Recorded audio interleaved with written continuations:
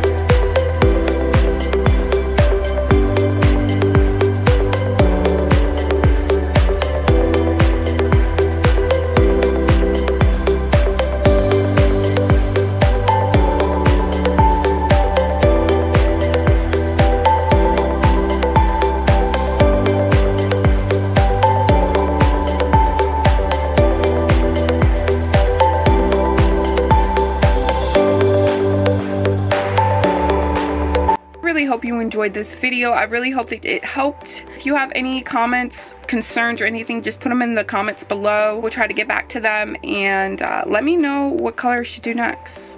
Always subscribe or even share to a person that you would think would love this type of makeup content. Love you.